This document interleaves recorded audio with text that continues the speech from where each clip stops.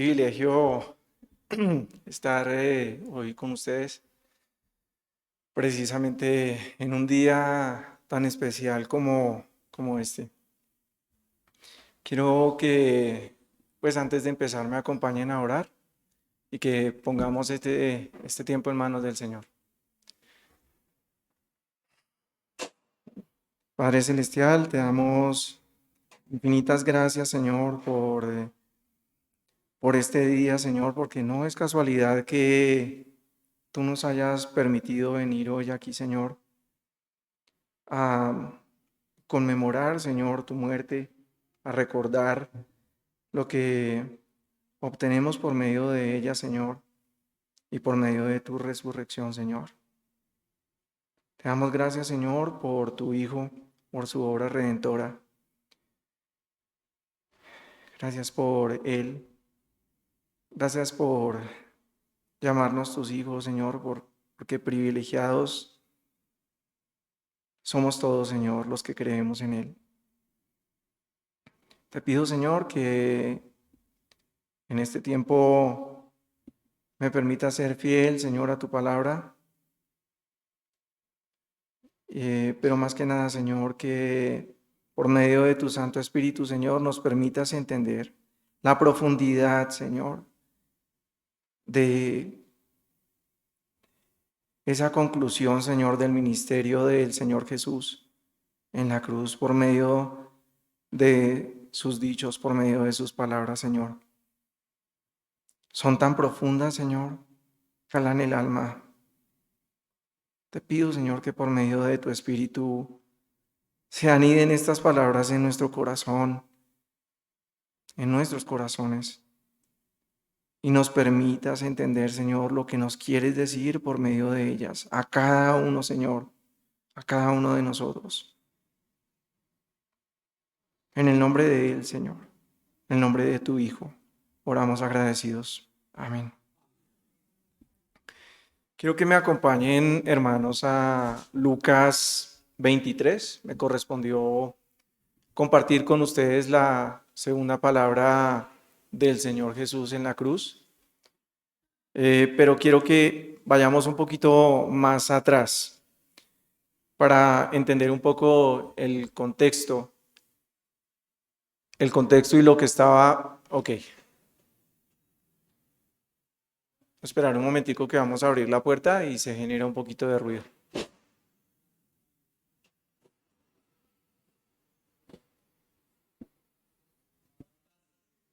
Bien.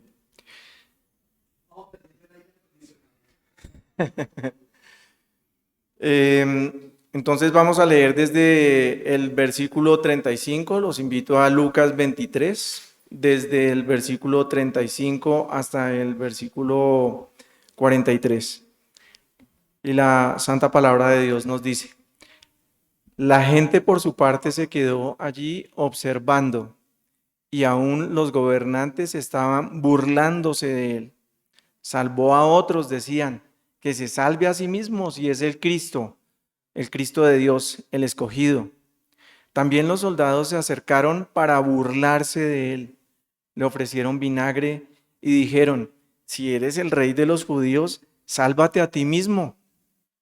Resulta que había sobre él un letrero que decía: este es el rey de los judíos. Uno de los criminales allí colgados empezó a insultarlo: ¿no eres tú el Cristo? Sálvate a ti mismo y a nosotros. Pero el otro criminal lo reprendió: ¿ni siquiera temor de Dios tienes, aunque sufres la misma condena? En nuestro caso, el castigo es justo, pues sufrimos lo que merecen nuestros delitos. Este, en cambio, no ha hecho nada malo. Luego dijo: Jesús, acuérdate de mí cuando vengas en tu reino. Y Jesús contestó: te aseguro que hoy estarás conmigo en el paraíso. Le contestó Jesús. Me gusta como lo tiene escrito la versión Reina Valera. De cierto te digo que hoy estarás conmigo en el paraíso. Algo de contexto con relación a este escrito es que Lucas es el único escritor que registra la conversación entre Jesús y el ladrón. Estas palabras fueron pronunciadas cerca del mediodía. ¿Y quiénes estaban allí reunidos? Estaba la gente de la ciudad, como lo llamáramos nosotros en esta época un poco jocoso, la familia Miranda, los gobernantes, los soldados, haciendo a la perfección su trabajo, y dos ladrones también condenados a crucifixión. La gran mayoría estaba burlándose de Jesús. Algunos de ellos, seguro de oídas, escucharon hablar de él y de su ministerio, de sus milagros. Otros seguramente los presenciaron. Otros escucharon algunos de sus sermones y sin embargo asistían todos al evento, seguramente con diferentes motivaciones, pero al final todos presenciando la barbarie del castigo romano. Sus amigos, escondidos entre la turba, temerosos, indecisos, impávidos, inmóviles, impotentes, silenciados, dolorosos testigos de la incomprensible situación. Al lado de Jesús, dos ladrones, uno a su izquierda, otro a su derecha. Uno de ellos indolente a pesar de su penosa circunstancia, haciendo parte de la turba morbosa, ignorante, atrevida y que en tono de burla le gritaban a Jesús que se salvara. ¿Acaso no era él el rey de los judíos? Y el otro, aunque no se puede asegurar que hubiese escuchado las precedentes palabras de perdón de la anterior frase que expuso mi hermano Fernando, o hubiese visto el letrero de Rey de los Judíos, estaba arrepentido, consciente de que su castigo era merecido por sus actos, por sus delitos, por su pecado. Los dos criminales piden ser salvados. En el versículo 39, uno de los criminales allí colgados, el versículo 39 nos dice, uno de los criminales allí colgados empezó a insultarlo. ¿No eres tú el Cristo? Sálvate a ti mismo y a nosotros. Pero el otro criminal lo reprendió. Y este dice, Jesús, acuérdate de mí cuando vengas en tu reino. Los dos pidieron ser salvados. El primero lo hace desde un punto de incredulidad, pero el segundo lo hace desde un punto de fe. Este ladrón contempló quién estaba a su lado. Sabía quién era. Le dio su lugar al decirle, cuando vengas en tu reino. Sabía que al lado de él estaba el rey. El primero no admite que ha cometido ningún mal y le critica a Jesús. El segundo admite su culpa y la inocencia de Jesús. El primero solo quiere librarse de su cruz para poder continuar su vida tal y como venía haciendo. El segundo le pide a Jesús que se acuerde de él cuando entre en su reino, una visión mucho más significativa de buscar una salvación.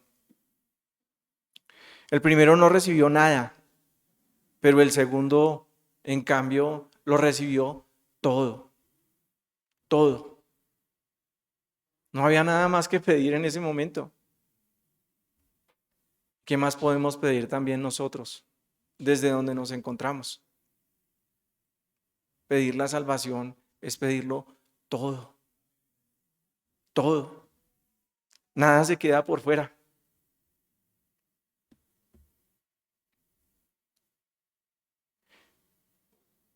La cruz significa muchas cosas para los cristianos, pero en el contexto de la segunda palabra, como lo cantábamos hace un momento, se hace la voluntad de Dios.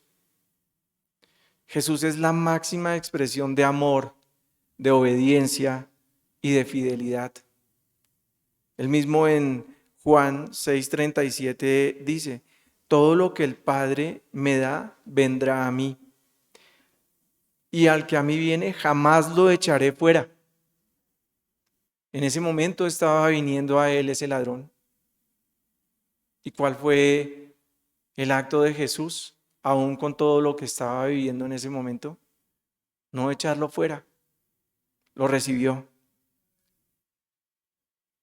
En el versículo 38 de Juan 6 nos dice: porque yo he descendido del cielo, no para hacer la voluntad mía, sino la voluntad del que me envió. Y esta es la voluntad del que me envió, que yo no pierda nada de todo lo que me ha dado, sino que lo resucite en el día final. Esta es la voluntad de mi Padre, que todo aquel que mira al Hijo y cree en Él tenga vida eterna, y que lo resucite en el día final. El ladrón miró al Hijo, vino a Él en su último aliento de vida y creyó en Él. El Señor Jesús lo recibió de inmediato, no en los días finales, de inmediato lo recibió. Quiero compartir con ustedes algunos comentarios acerca de estas significativas y profundas palabras del Señor Jesús. Reina Valera Holman dice: 4 grupos diferentes estaban presentes: el pueblo en general, los soldados, los gobernantes y uno de los malhechores que estaba crucificado. Se burlaban de Jesús y lo desafiaban a que se salvara. Ninguno de ellos creía que Él era el Cristo. En medio de este despliegue de incredulidad y burla, el otro criminal entendió la diferencia entre su culpa y la inocencia de Jesús. Ningún mal hizo. También comprendió que Él era el Mesías y le permitió participar en su reino venidero. Jesús aseguró que después de la muerte se reunirá con Él en el paraíso. Matthew Henry nos dice: toda su petición es: Señor, acuérdate de mí. Así fue humillado en el arrepentimiento verdadero, y Él dio luz a todos los frutos del arrepentimiento en sus circunstancias. Cristo en la cruz es misericordioso como el Cristo en el trono. Abogado tenemos en el cielo.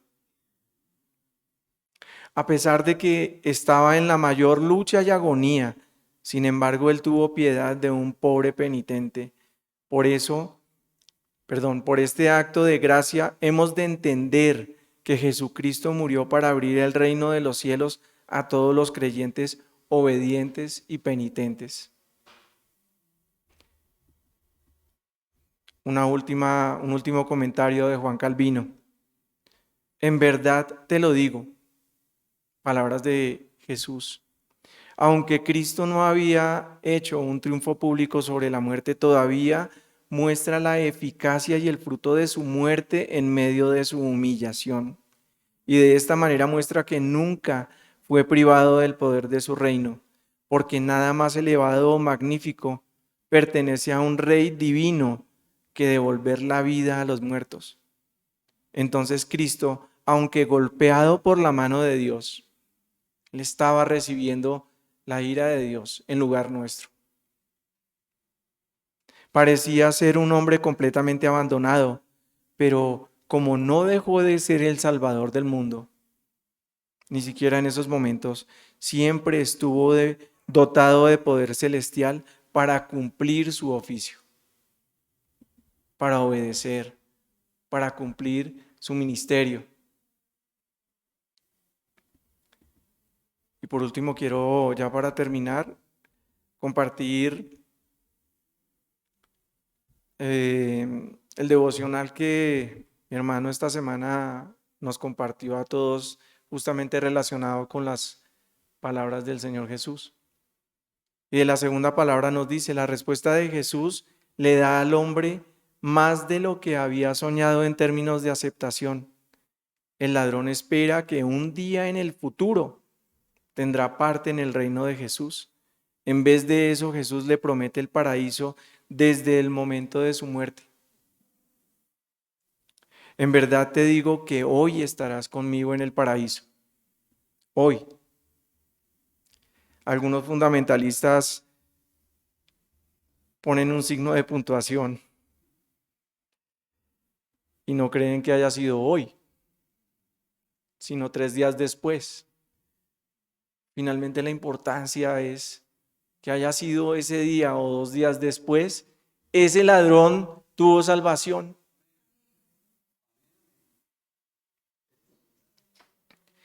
La fórmula en verdad te digo representa la manera más solemne de Jesús de asegurar a su prójimo. La confesión de fe y la petición han sido oídas. Jesús no explica cómo va a funcionar esto, pero la seguridad que le da al ladrón es clara, así como la seguridad que nos da a nosotros es clara. Solo tenemos que ver al Hijo, creer en Él, y tendremos la misma seguridad que tuvo ese ladrón de estar con Él en el paraíso. Irónicamente, muriendo en medio de burlas, Jesús ha salvado mientras está en la cruz. Y hay 4 principios importantes como aplicación. 1, nadie ha ido demasiado lejos como para no poder convertirse en creyente. Esta persona era un ladrón. No sabemos cuánto mal haya hecho, pero estamos seguros de que hizo mucho mal. Pero independiente de eso, vio al Hijo, creyó en Él. No importa cuánto mal o qué pasado tengamos. Si creemos en Él, estiramos nuestro brazo y permitimos que Él nos saque de donde nos encontramos, Él nos va a permitir estar con Él. Todo lo que Dios quiere y acepta es la fe sencilla. No le traemos nada a Dios excepto nuestra fe en la obra concluida de Cristo en la cruz. El criminal que colgaba junto al Señor Jesús no fue llevado al paraíso con base a algo que hubiera hecho. Y esto me recuerda una prédica en la que un hermano en alguna oportunidad nos dijo: el camino al cielo no está pavimentado con nuestras obras. No importa si salimos de acá y subimos a Monserrate en pepas de aguacate. El camino al cielo está pavimentado con la sangre del Señor Jesús. Y son los pasos que debemos seguir, ninguno otros. Fue la gracia de Dios que le abrió la puerta y su gracia también nos abre la puerta a nosotros. Efesios 2:8 nos dice: porque por gracia ustedes han sido salvados mediante la fe. Esto no procede de ustedes, sino que es el regalo de Dios. Y no por obras, para que nadie se jacte. Y Romanos 10, que hoy ha sido tan citado Romanos, ¿qué afirma entonces? 10:8. ¿Qué afirma entonces? La palabra está cerca de ti, la tienes en la boca y en el corazón. Esta es la palabra de fe que predicamos, que si confiesas con tu boca que Jesús es el Señor y crees en tu corazón que Dios lo levantó de entre los muertos, serás salvo. Tercero, nunca dude de su aceptación instantánea en la familia de Dios cuando le abre a Él su corazón. Apocalipsis 3:20.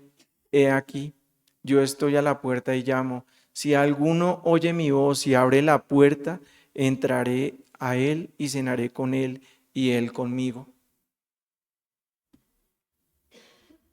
No nos pide que hagamos nada más. Solo que tomemos la perilla de nuestro corazón y se la abramos de par en par.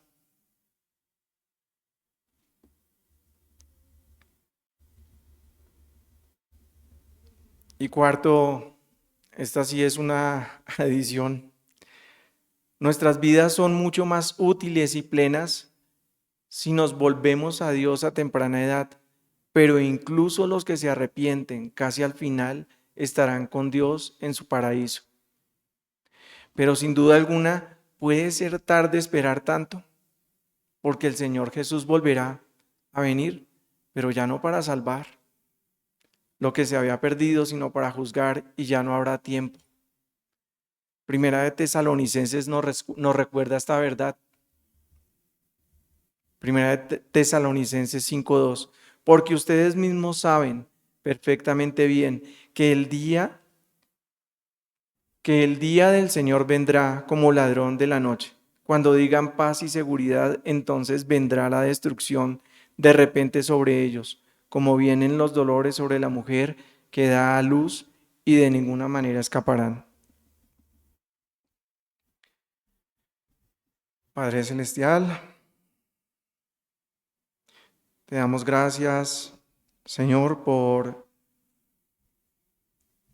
tu Hijo, Señor, por estas lecciones de fe. Qué palabras tan sencillas, Señor, pero tan profundas nos permiten entender, Señor, tu amor, tu misericordia, tu gracia. Te pedimos, Señor, que quienes hemos tenido el privilegio, Señor, de llegar a ti, robustezcas nuestra fe, Señor, que no nos permitas flaquear. Que quienes no lo han hecho, Señor, abran la puerta de su corazón y vean la cruz y lo que ella significa, Señor. La sangre de tu Hijo y su resurrección, Señor. Que no sea nunca tarde para aquellos que no han tomado la decisión, Señor, de ver a tu Hijo y de aceptar su invitación. Oramos agradecidos por Él, con Él y en Él. Amén. Gracias.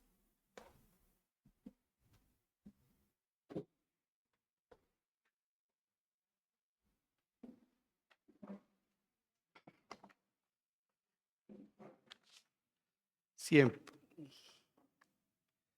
siempre es maravilloso, ¿no? Escuchar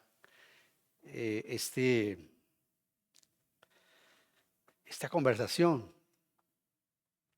Y yo me siento tan desafiado, sobre todo con